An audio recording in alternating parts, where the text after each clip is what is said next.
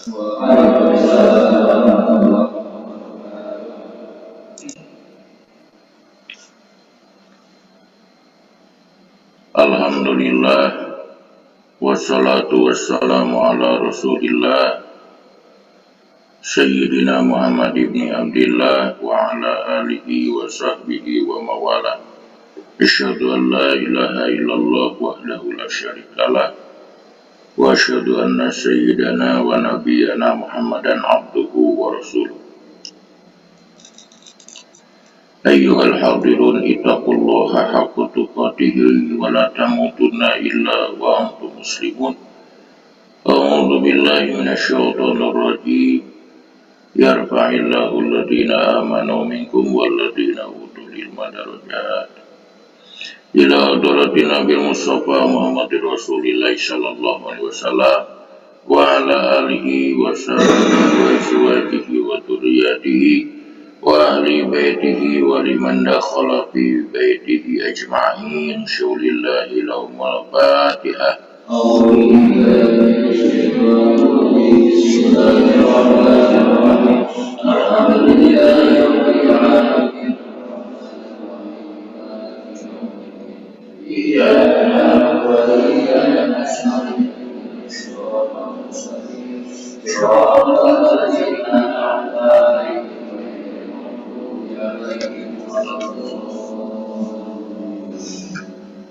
Wa ila arwahi abaina wa ummahatina wa jadadina wa jadatina wa masyayikhna wa masyayikhna khususan Mama Haji Muhammad Cik Mahmud.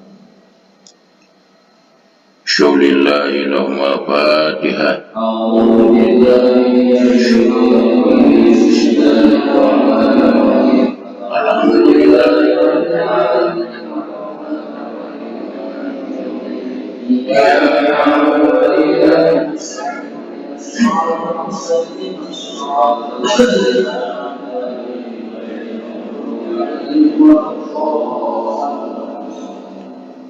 Wa ila mu'allifi hadal kitab ila hadrati syekh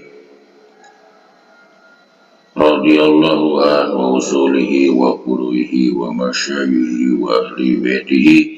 Syaulillahi lahumul Fatihah.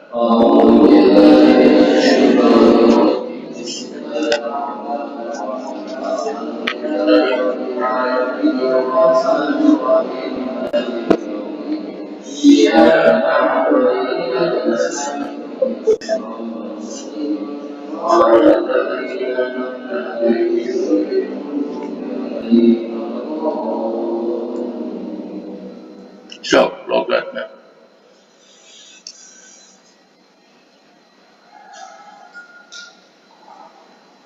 Allahumma billahu warhamhum wa'afihim wa jalul jannata maswahum. Allahumma ajibi qabrihim nur wa rahmatan wa maghfiratan daimatan ila yaumil qiyamah.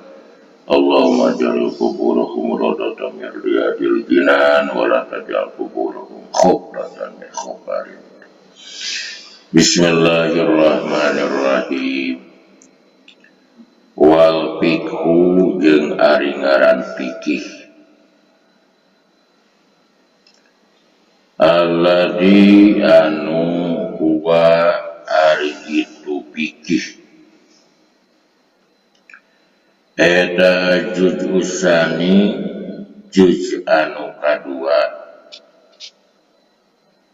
Lahu eta tetep pikeun fikih maknan lugawiyun ari makna anu bangsa lugat aya wa huwa jeung ari makna fikih menurut lugat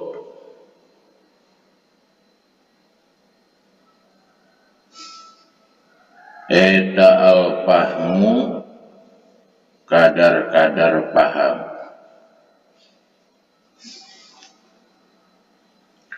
Wa mana syar'iyun jeung ngabogaan makna anu bangsa syarat. Wa huwa ari makna fikih menurut syara eta ma'rifatul ahkami nganyahokeun pirang-pirang hukum asyariyati anu bangsa syara allati anu torikuha ari perjalananana itu ma'rifatul ahkam eta al ijtihadu ijtihad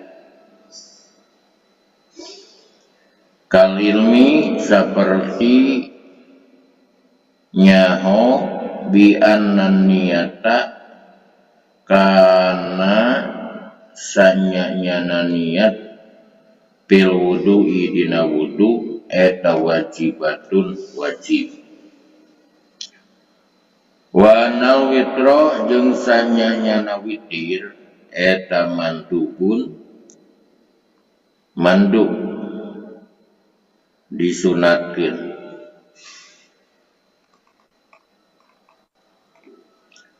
wa ananiata jeung sanyanyana niat minal laili dina waktos wengi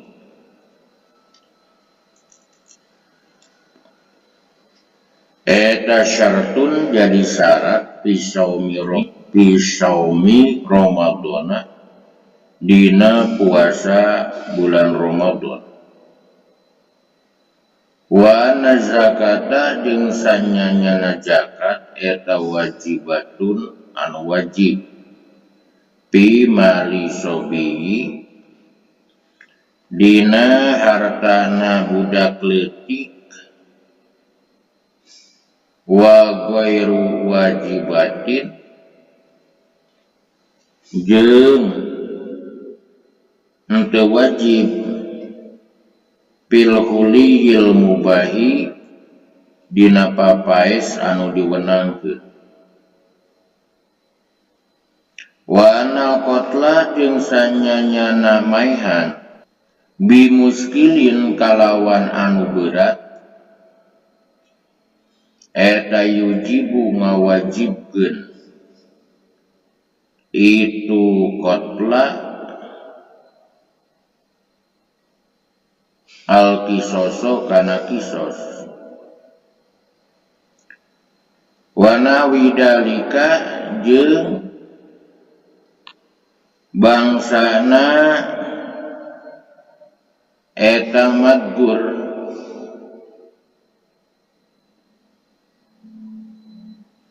minal masailil khilafi tina pirang-pirang masalah ikhtilaf bihilafima kalawan beda jeung perkara laisa anu lain naon torikuhu jalana itu ma eta al ijtihada ijtihad kal ilmi saperti nyaho bi anna shalawatil khamsa kalawan sanyanyana pirang-pirang salat anu 5 eta wajibatun anu wajib wa zina jeung sanyanyana zina eta muharramun diharamkeun wa nawi ba'dalika jeung bangsana madhur minal masailil qat'iyati tina pirang-pirang masalah anu qat'i pasti pala yusama mangka teu dingaranan itu ma fikhan kalawan fikih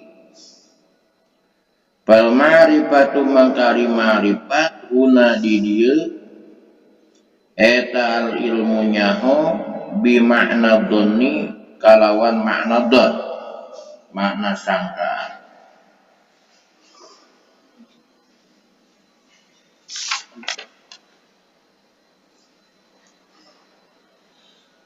jadi saur kamari amma ba'du bahadihi warokotun qolilatun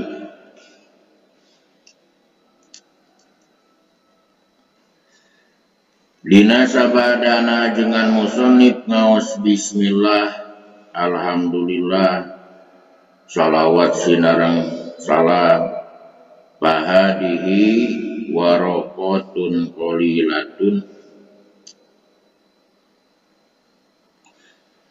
mangka ari ieu eta pirang-pirang lembaran anu saeutik anu ngawengku kana nganyahokeun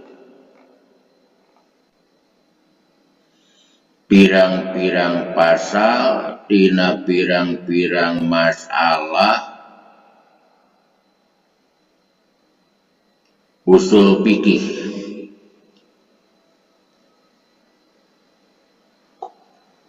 Iyan tapi bihal mubtadi wa ghairu, anu pamudah-mudahan dialap manfaat ku jalma anu mimiti diajar ngaji jeung liana jalma anu mimiti diajar ngaji. Jadi aya di kelompok kereng-rengan mutawasit oge muntahi.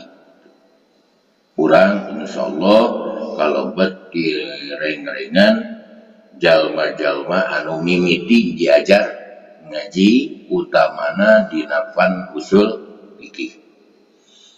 Mamade pembahasan bismillah parantos dijelaskeun dina anu awal urang naon ngaos sadacan pembahasan bismillahirrahmanirrahim. Terus urang ngabahas bismillahirrahmanirrahim ku pembahasan ilmu usul fikih. Lajeng nu kamari urang ngabahas anu nembe. Wadalika ailatu usulil fikhi mu'allafun min juz'aini mufradaini minal afradil muqabili litarkibi.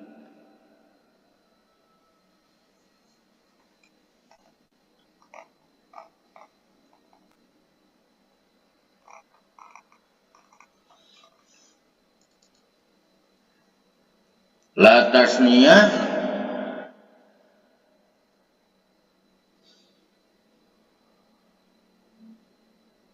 wa jam'i eta parantos dibahas kamari.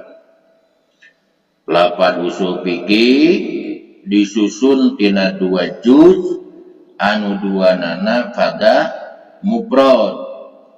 Salah sahijina lapad usul anu sejena lapad fikih dicokot tina mufrad anu melawanan kana murakkab, lain anu melawanan kana tasniyah, lain anu melawanan kana jamak.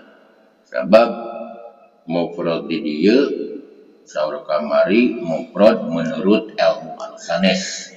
Sanes mufrad menurut ilmu nahu. Sebab mufrad menurut ilmu nahu mah nyaeta mufrad anu ma laisa musannan wala majmu'an wala mulhaqon bihima wala minal asmail khamsa, atawa mufrad anu ma laisa jumlatan wala sabihan bil jumlah dina bab naon mubtada sareng atawa mufrad anu lain mudhof lain sibeh mudhof seperti anu aya dina bab munada. Jadi aya munada mufrad alam, munada mufrad alam, munada mufrad lain anu mudhof lain anu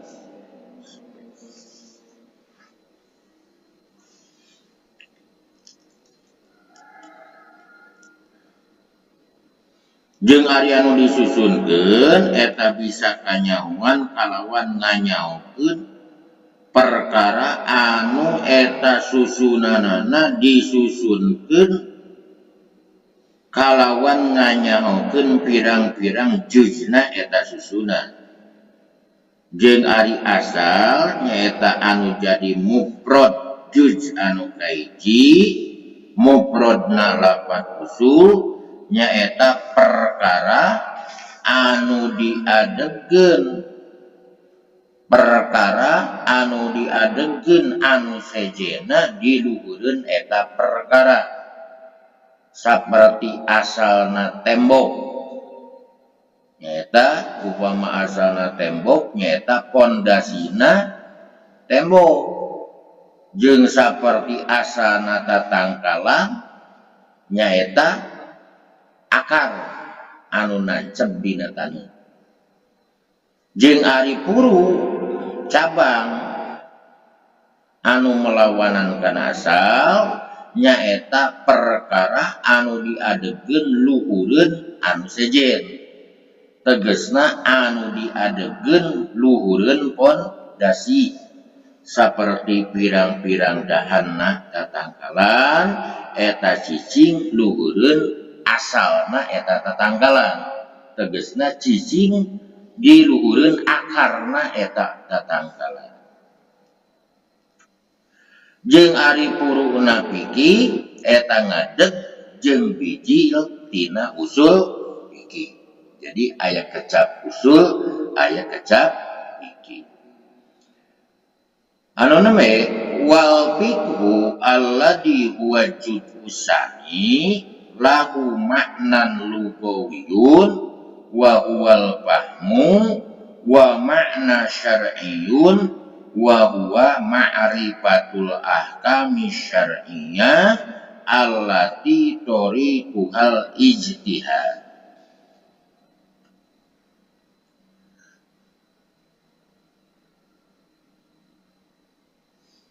Jeung ari fikih anu mana ieu fikih teh ngarupakeun juz sani. Juz anu kadua tina naon?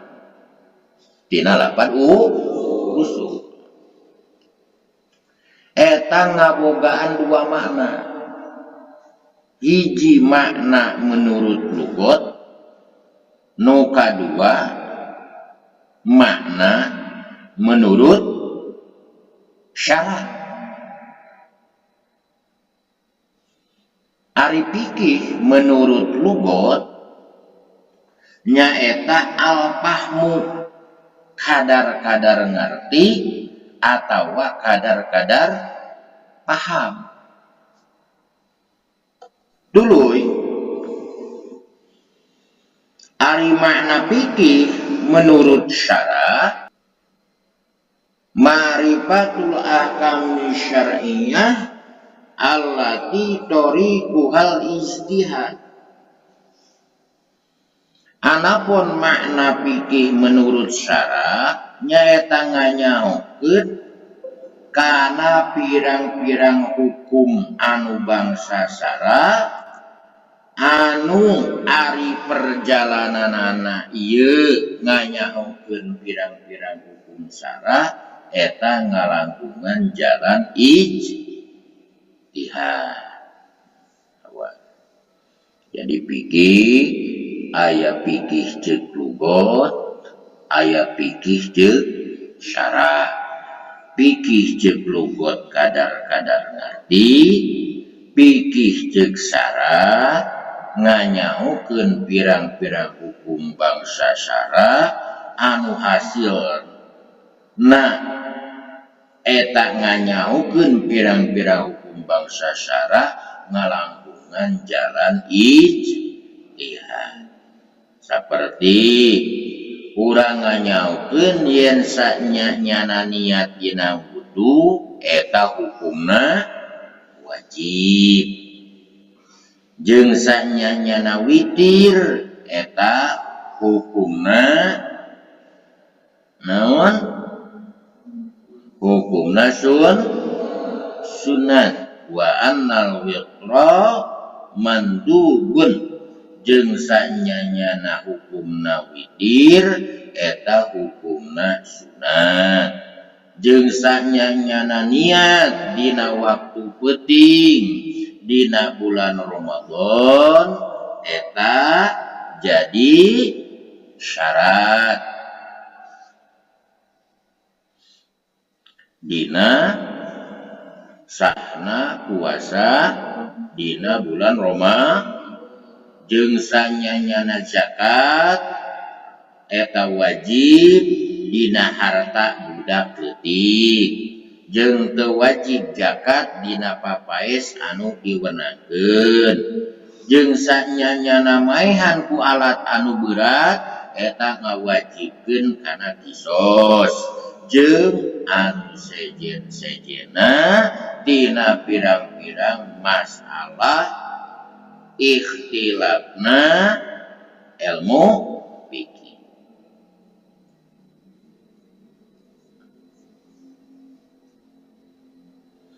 Beda deui jeung pirang-pirang katangtuan hukum anu nyahona eta katangtuan hukum lain ladang ijtihad. Saperti urang nganyaokeun yen sanyanyana salat anu 5 waktu eta hukumna wajib. Sanyanyana jinah eta hukumna haram.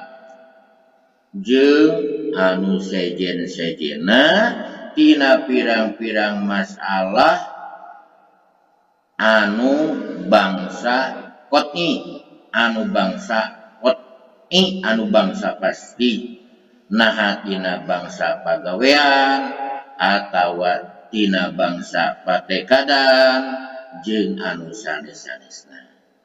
Maka eta teu disebut fikih sabab nganyahokeunana eta perkara, nganyahokeunana eta katerangan nyaeta lain ladang ijtihad, tapi kalawan peneranganana Kangjeng Nabi Muhammad sallallahu alaihi wasallam tur sadayana geus pada maklum nyahona sahingga henteu kudu nganyahokeun deui qawaid ilmu usul fikih.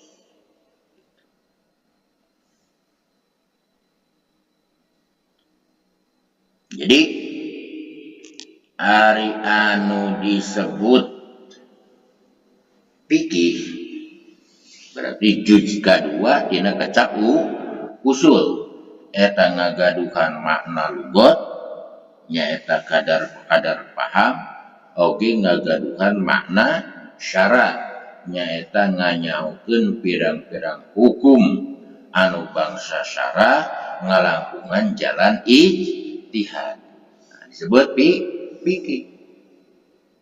Seperti nu tadi contohna seperti urang nganyahokeun sanyanyana niat dina wudu hukumna wajib, witir dina waktu wengi hukumna sunat, niat dina wungianan Ramadan eta hukumna syarat, zakat dina harta budak eta hukumna wajib, oge zakat henteu wajib dina papaes anu diwenangkeun, lajeng ngabunuh ku perkara nu berat ngawajibkeun kana qisas jeung anu sejen-sejena tina pirang-pirang masalah anu ikhtilaf. Jadi upama nganyahokeunana nu bieu ngalangkungan jalan ijtihad eta nu disebut fikih. Upama nganyahokeun perkara-perkara hukum anu bangsa syarah tapi lain ngalangkungan jalan ijtihad. Tapi eta mah geus maklum we. Geus pasti ngalangkungan penerangan Kangjeng Nabi Muhammad sallallahu alaihi wasallam. Seperti urang nganyahokeun kana hukumna salat anu 5 waktu, hukumna wajib, nganyahokeun kana hukumna zina haram, sareng anu sanesna tina pirang-pirang masalah anu pasti anu qot'i, maka nu kitu henteu disebut fikih. Da fikih mah nganyahokeunana kedah ngalangkungan jalan ijtihad. Upama nganyahokeunana henteu ngalangkungan jalan ijtihad eta henteu disebut fikih. Anapun nganyahokeun di dieu jadi pal ma'rifatu una al ilmu bi ma'na nganyaukeun di dieu nyaeta ilmu anu ngagaduhan makna dzon, sangka anu kuat. Nyata urang nyaho kana hukumna hiji perkara saluhureun tina 50% deukeut kana 100%. Maka kulantaran teu nepi kana 100%, maka sok narima kana perubahan. Sehingga ijtihad kamari beda hasilna jeung ijtihad dina waktu ayeuna. Tapi tetep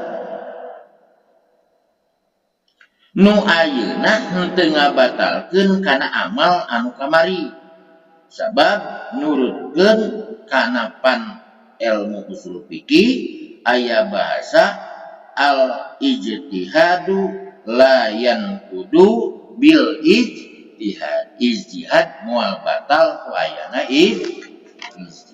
Ku sabab eta pisan ijtihad sok aya naon? Hasil ijtihad sok aya perubahan. Wal ahkamu jeung ari pirang-pirang hukum al muradatu anu dikareskeun bima dina perkara zukiro anu geus ditutur ieu mah eta sab'atun aya 7. Al wajibu hiji wajib, wal mandubu jeung kaduana sunat, wal mubahu jeung katiluna wenang, wal mahzuru jeung kaopatna haram, wal makruhu jeung kalimana makruh, wasohihu jeung kagenepna sahih, wal fasidu wal batilu jeung katujuhna batil atawa wal fasidu jeung katujuhna fasid. Hukum teh aya sabriji, maka dijawab hukum aya 7. Hiji wajib, 2 sunat, 3 mubah, 4 haram, 5 makruh, 6 sahih, 7 fasad atawa batal.